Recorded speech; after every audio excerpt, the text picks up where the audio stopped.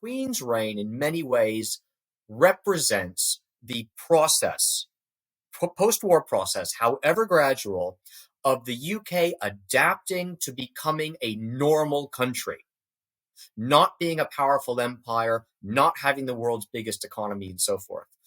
That took a long time. And in the United States, I think there is no reason to believe that on a long enough time horizon, the United States will also become a more normal, ordinary country that has to deal multilaterally on more or less the same terms as other large economies in the world.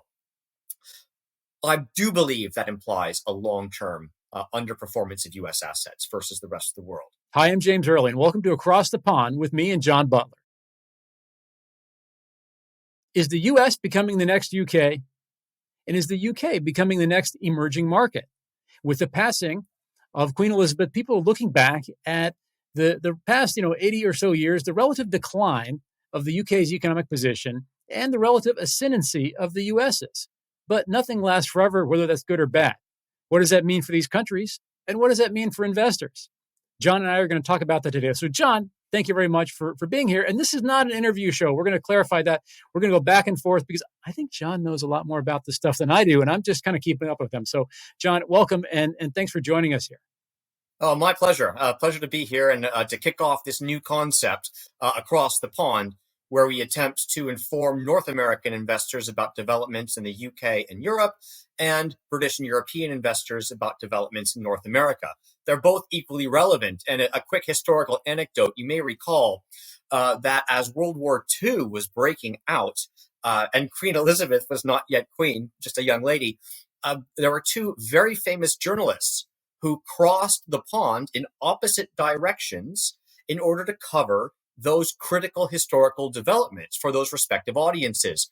Alistair Cook, legendary UK journalist and broadcaster, moved to the United States, where he sent back reports regarding the Americans' opinions and thinking about what was unfolding in Europe. Of course, with the reassurance that perhaps at some point the United States would come to Britain's aid. On the other hand, Edward R. Murrow, legendary American journalist and broadcaster, moved over to London to cover what became the London Blitz, the repeated bombings of the German Luftwaffe on London and other British cities. Both of them were sending important messages across the pond. And while I'm not sure we can quite aspire to the historical importance of what was happening back then, I nevertheless believe it's just as relevant today to try and get the word across the pond so that investors on either side can make better informed decisions. So Alistair and Edward over Zoom, in other words, or we'll do our best to approximate that. And I agree with you. It's these countries are so close, so related, but often know so little about each other, at least in an investing sense. So, John, you lived in the UK for quite a long time, despite your slight Canadian accent. Let me ask you first. I mean, if I respond however you want to this, but we're looking now at a mini budget that did not go as, it fell flat as a pancake, basically. And the IMF is now getting involved to comment. And usually the IMF gets involved with developing markets when they do something, when they screw up really badly.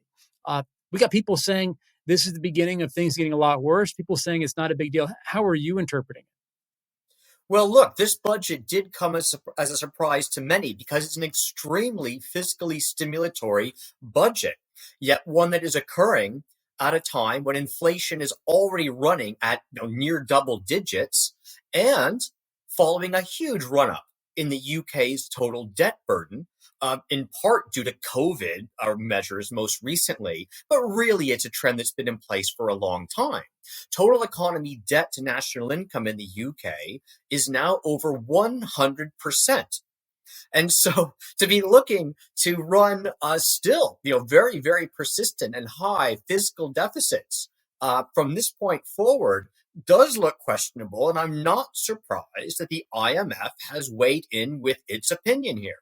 And if somebody's new to this, the criticism, is borrowing from Peter to pay Paul, in the sense of taking on more debt to help reduce energy prices, which kind of seems like and it was done by a conservative government.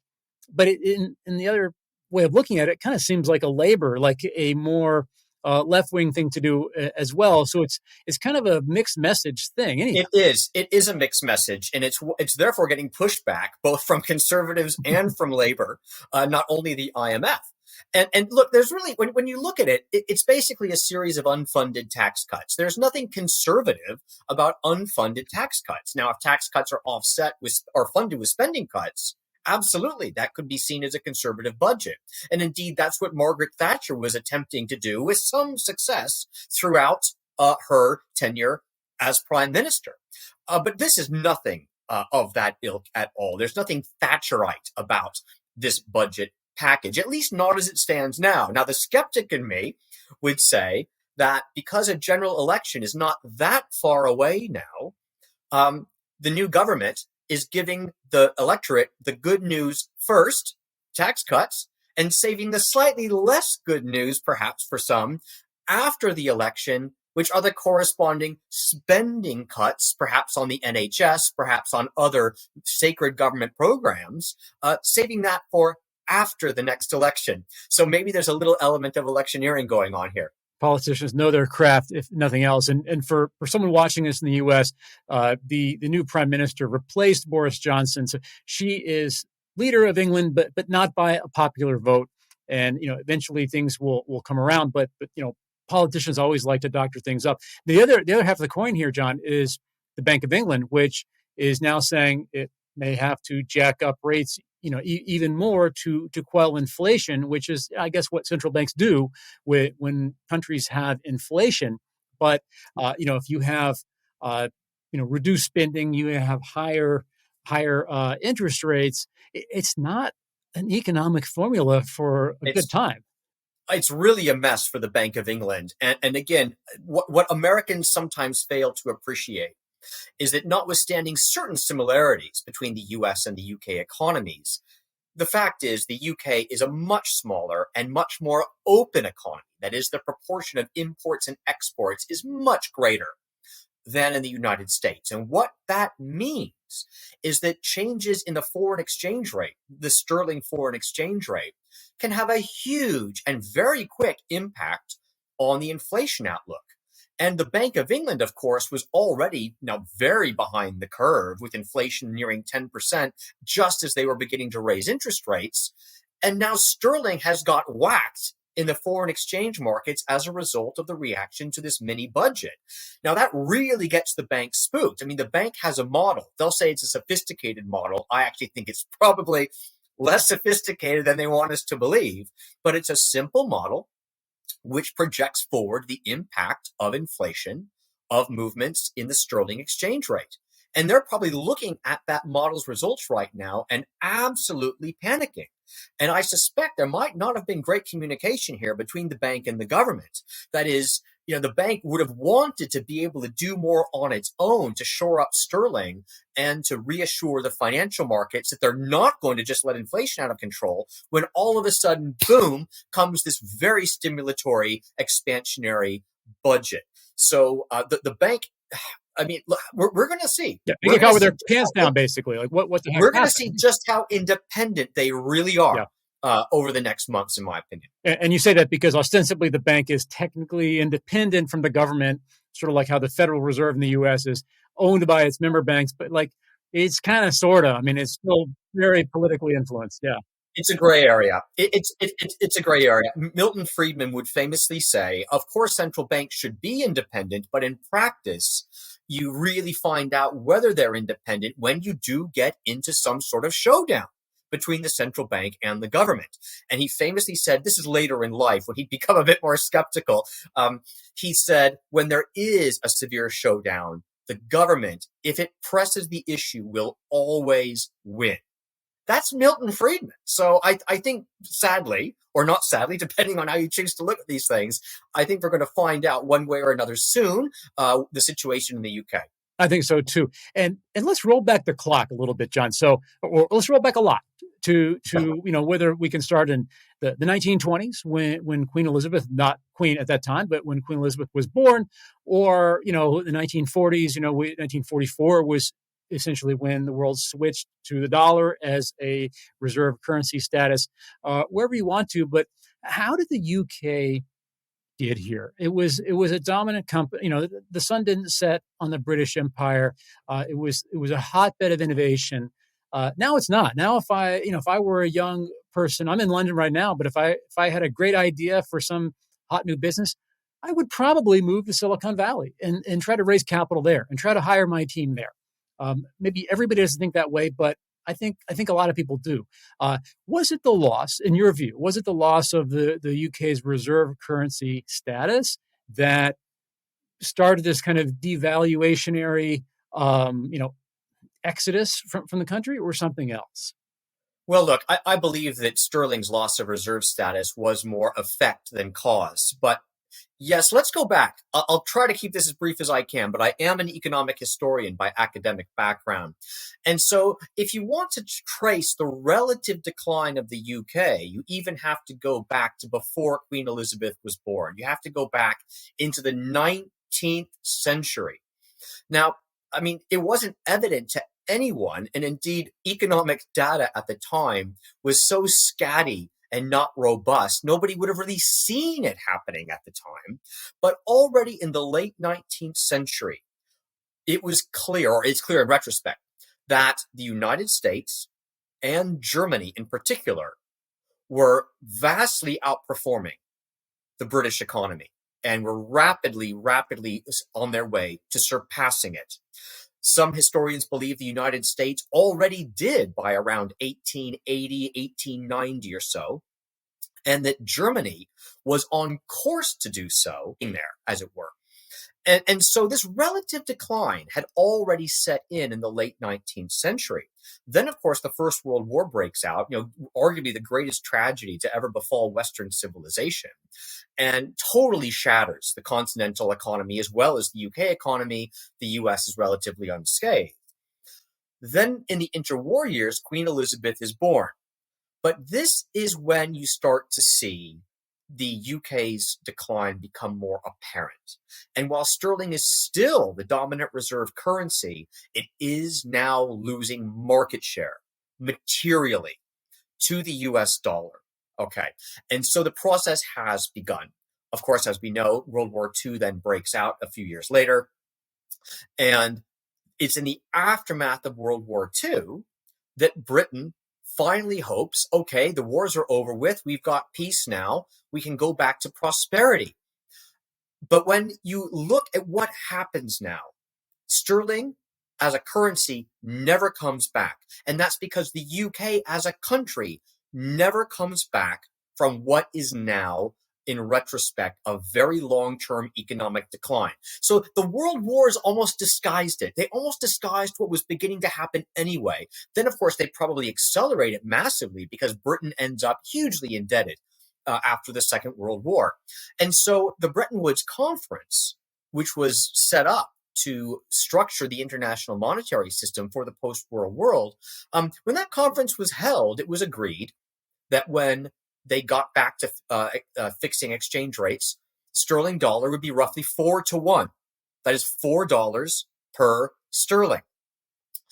When Bretton Woods finally got properly operational in the 50s, that had declined. Only about $2.8 were necessary for sterling exchange. And so that's where Bretton Woods was set. And it remained there until the 1960s, when Britain had to devalue again, and then we have seen a couple of subsequent large devaluations thereafter. And of course, during this period of free-floating exchange rates that we've been living in now for several decades, the sterling has trended lower on trend. And now we're approaching parity. So think about that. Think about that. From 4-1 over the course of a couple of generations. That is a tremendous relative decline. Now, on the other side, you might say, but doesn't that mean that maybe because of easier monetary conditions or something, the UK, stock market's done better, the UK housing market has done better, or something else to offset it? No. And in fact, what you also see happen during this period, the equity risk premium on UK shares relative to their US counterparts rises. The UK comes to be seen as just a riskier jurisdiction or a structurally less profitable jurisdiction for investors than the United States. That is also part of this long-term trend. So you've lost on the currency and you've lost on relative stock market valuations, which are now at historic extremes for that matter. The UK looks extremely cheap on paper. If you just list your various ratios, price earnings, EV to EBITDA, pick your favorite valuation metric and cross out the country at the top of the sheet, you'll think, my God, I mean, don't tell me these two economies are similar. They're priced completely differently. And yet that's what we have today. Amazing. And there's a virtual or a vicious cycle to a lot of this, and it plays out over decades. But if you look at the companies, the constituents of the UK stock indexes, there are these, tried and true. They are solid, tangible industrial companies, which I like as a value investor, but they're not growth companies. They're not the companies that are going to dominate, the next 100 years. No, I agree they're not. And yet what you point out is important for the current environment. I personally believe that given the state of the world, and we can go into this maybe in another episode, but I believe, in fact, investors should be focused on value-based investment approaches currently. And the UK stock market is a place for rich pickings if you're looking for basic industrial multinational value. And I stress multinational. Buying UK shares is actually buying the world, because you have so many multinationals who source a disproportionate share of their revenues outside the UK. So, you're investing in global natural resources, you're investing in global machinery and industry and whatnot. And so I believe that given the relative dearness of the US stock market here, and the relative value of the UK, I believe that North American investors should be taking a very serious look at the UK. High dividends, low valuations, it looks defensive, notwithstanding the issues the UK currently faces at home. I agree with that. I love, most of my investing career has been based on finding value stocks, and it's worked for me personally. I've been able to beat the market with value stocks, with basically lower risk stocks. And I believe we've just come from 12 years of favoring, I think, what you like to call intangible assets. The companies that aren't doing bread and butter, bricks and mortar stuff, and often the profits are coming far into the future. And that those days are over. I think we're in a tangible market now, and the UK has a lot of that. They also have a lot of financial stuff for someone who's new to the UK. And these days, it's either easier than ever to buy international stocks through different brokers. So you almost don't have an excuse if you really want to invest in the UK. But why don't we go back across the pond, literally or figuratively, I should say, to the US? I think another trend, John, people are talking about now is, all right, we've seen what's happening to the UK, and maybe it's not an emerging market. Obviously, it's not an emerging market, and probably not going to get there, but it's not looking good right now. The US seems to be challenged by the Eurozone, by China, by I don't know who else, but you look at headlines, the dollar dominance is in decline. Chinese stock market is now number 3, number 2, something like that. These headlines seem to point to a decline, and I've heard it said that the average empire lasts 250 years, and that the U.S. would reach its 250th birthday in 2026. Although that's kind of misleading math, because the U.S. empire didn't really start at the beginning, at the maybe the 20th century or so.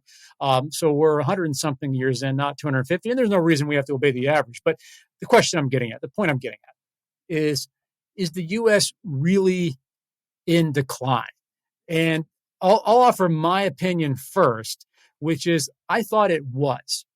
I thought the headlines were right, because you read about, especially Asia, the rise of China. And I did business in China for 10 years, so I know a lot about the rise of China.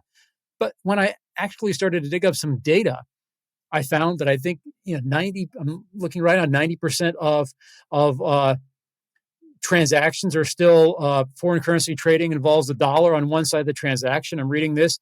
I think that the UK share of reserves is still 62%, and that chart has gone up and down over the years. And if you want to commit chart crime, if you're looking to do some chart crime, reserve currency status you'll have a field day, because there are periods where it's really dipped down, like during the high inflation, kind of like 1990, 1991. The U.S. was down to just over 45% in terms of reserves. Then it went back up and then started to trickle down again. So it is relatively going down a little bit, but it's still pretty high. U.S. share of total stock market total world stock market has also gone up and down over the years, but the past 10 years or 12 years since the great financial crisis, it has been going up. And the summary I'd say is the U.S. may indeed be a drunk driver, but it is the least drunk driver on the road. Meaning, when everyone else is facing the same problems, people still want that safety net, and nobody else comes close right now. So no, I fully agree with that. And there have been people, including me, who have been pointing out the risks to U.S. reserve status longer term, and the possibility that the U.S. Economic power and influence around the world is going to be in decline. And, on the one hand, yes, those things may be happening, but they're happening at a snail's pace. And I'm not sure that they're relevant on a typical investor's time horizon. And think of it this way also. Had those world wars not happened in the first half of the 20th century, Britain's decline would almost certainly have been far, far slower than it actually was.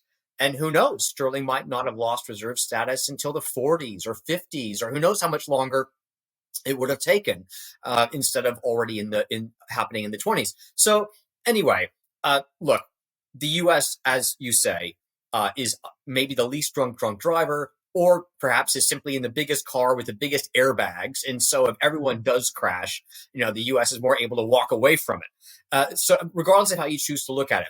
That said, investing is about capturing trends, however gentle, as long as you find something that is relatively overpriced, you want to lighten up on it. And as long as you find something that's relatively underpriced, you want to overinvest there. And so I believe that if you look at where we are, the U.S. deserves to trade at a more expensive valuation than the U.K. and much of Europe. But as expensive as it now is in currency adjusted terms, in valuation adjusted terms, that I'm not so sure about.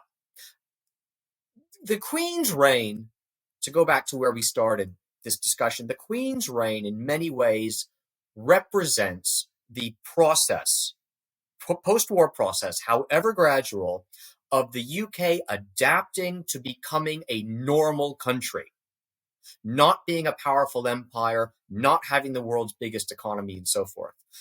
That took a long time. And in the United States, I think there is no reason to believe that on a long enough time horizon, the United States will also become a more normal, ordinary country that has to deal multilaterally on more or less the same terms as other large economies in the world. I do believe that implies a long-term underperformance of U.S. assets versus the rest of the world. But that could play out over a very long time horizon. So be selective, be clever, be opportunistic, but have this theme on your radar screen is my recommendation. That makes sense. And I would underscore it's a long-term theme. And during periods of crisis, it will become less true. During periods of prosperity, I think it becomes more true. If you look at the great financial crisis of 2008, 2009, people said, "Oh my gosh, look at how much money the U.S. is pumping in, to the system to prop things back up. That's going to destroy the U.S. dollar." Blah blah blah.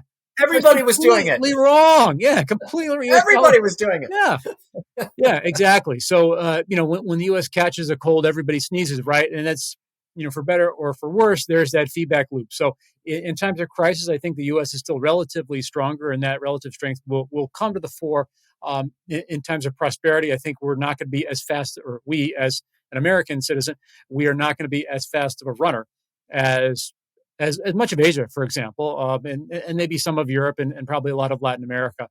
But you also see with the U.S. dollar strengthening, that's putting those countries in. I mean, emerging markets, and I want to make money in emerging markets so badly. I've got these emerging markets funds for myself, for my son's college savings, but they just haven't played out. haven't played out. And one of the reasons is the strength of the U.S. dollar. A lot of these countries, they may sell commodities in dollars, which is good, but they've also got a lot of dollar-denominated debt, which is bad, and that's been handicapping them. And the fact that the dollar is so dominant is kind of a ceiling on all those. But eventually they'll have their day. But people have been saying that for 20, 30 years, and it hasn't quite happened yet. It hasn't. And in fact, if you take a look at long-term charts of emerging market assets, what you find is that the performance has come through the bonds, not the stock markets. It's really come primarily through the bonds. And as you say, the bonds are dollar denominated and they pay very healthy coupons vis-a-vis what's available high quality in the US. So if you've been willing to take that risk, you've done rather well for yourself. Whereas the stock markets, not so much, with exceptions, but less so. So if we were to sum things up, it sounds like you like emerging market bonds, or you have liked them historically. I'm making a historical observation. I'm not Got it. recommending that right now. And indeed, be very, very careful with lots of emerging markets right now, because some of them are running very large trade deficits and are very reliant on external financing. And the fact is, when global liquidity screws tighten, which they naturally do when major central banks are raising interest rates, that's when some of these emerging markets may get into trouble. So I would actually be very cautious right now. I'm just pointing out the way things have happened over the past couple of decades. And as someone who has lived in an emerging market for a while once, it's hard for people in developed countries to understand how much corruption there is in these places and how long. It's not just an issue of, these people, it's a poor country now, but they only where they have to go is up, right? No, there's a lot of corruption, and these is very systemic, and it's harder than you might think for these countries to really climb up that ladder, which is sad, but it's reality. But back on developed markets, it sounds like over the next 5 years, if I asked you, John, between S&P 500 and FTSE 100 and an index fund in each, you would put your money on the FTSE? I would. I believe a lot of bad news is priced in. Notwithstanding this mini budget in the UK, there were actually some good developments as part of a general set of policies that have changed recently, including a much greater willingness to try and expand the development of new North Sea oil fields and also shale gas fracking. And would you believe there's even a discussion beginning now that maybe the UK should consider bringing some coal generation capacity back online? Now, if that seems a bit archaic, I've looked into this, and actually it's interesting. First of all, the UK has enormous available, accessible coal reserves. They are high quality anthracite coal reserves. And get this, some of these coal reserves Anthracite's the good stuff. If someone's not familiar, it's the good stuff. It's the good stuff. It's the good. First of all, Pennsylvania has a lot of that too. Yeah. It has a similar energy density to diesel fuel, if you can believe it. Now, it's less usable in machinery that has to move. So for transport, it's not going to help much. But for power generation, it's actually very energy dense and useful. Now, the traditional concerns of coal, of course, are, it's going to give off lots of sulfur dioxide and these things. But modern coal scrubbing technology is economic. You can operate clean coal, relatively clean anthracite coal plants and get the sulfur out. Now, of course, there's carbon that's going to go. And you can't do anything about the CO2. It's too expensive to sequester the CO2. So the CO2 lobby is not going to want to go down this road. But those who are less concerned about the UK's carbon emissions are increasingly probably turning to support this. And to put it in perspective, the UK emits roughly 1% of the world's carbon emissions. So the idea that UK policy on coal power generation is going to impact global CO2 levels one way or the other is pretty ridiculous, to be honest. Yeah, one silver lining, if there is one, of Putin's invasion of Ukraine is it woke the world up to the fact that, hey, we need energy, and renewables, as much as we like them, we love them, they're not there yet. They just can't supply as much as we expected. So I'm delighted to see the focus on nuclear, but that's a long lead time thing. Absolutely. Absolutely. And so it's not just the UK, as you point out. There are also other countries in Europe who have access to reasonably high quality coal, shale fields around Bulgaria, Romania, the Baltic Sea. there are large shale basins. And this is now a proven technology, as we know. So if Europe does decide that they're going to need to rely on fossil fuels for another few decades to try and manage some sort of more permanent and sustainable and economical energy transition that actually works and doesn't chronically overpromise and underdeliver the way solar and wind have pretty universally done, they have that option. And if I were an American investor with knowledge of the global oil and gas industry, in particular, the servicing industry, which provides the equipment, the engineering, and the know-how to get these projects done, I would be all over that as an investment theme. I think those are wise words. And ironically, a new clean coal plant is way, way better. A lot of the coal plants that are running in the world are ancient because nobody's want to touch. It's toxic. It's not literally radioactive. I shouldn't use that word, but they are repulsive to people. And that's kept, capital that's kept new plants from coming up. But it's a lot. The newer plants are a lot better. So I think you're right, John. Regardless of someone's political views, we are not there yet, and we need to do something, or at least those in the UK need to do something. And I think that investment thesis has teeth. Wise words is always informative to me, and hopefully to those watching at home. John, I don't know if you've got any parting words. I think I'd love to hear what people think in the comments below this video, if that's an option where you're watching it, depending on format. We want to make you guys happy as an audience. So let us know what questions you have, what you'd like to know about things across the pond. I think this is arguably US and UK have one of the strongest alliances in the world. And that's something that is not just political, but investors can use to their advantage. And if the UK, as you're saying, John, is going to outperform over the next 5 years, I think American investors need to wake up to that. Oh, absolutely. Look, it works both ways across the pond. There's a lot that the UK and Europe can learn from the US. I mean, we just discussed, shale gas fracking, for example. But at the same time, I think there's a lot of opportunity for North American investors to look at on this side of the pond when it comes from the investor's point of view.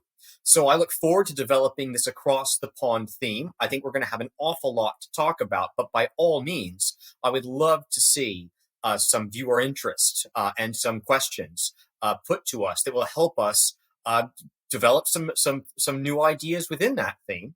And I look forward to participating going forward. Sounds great, as do I. And thanks to you guys for watching at home.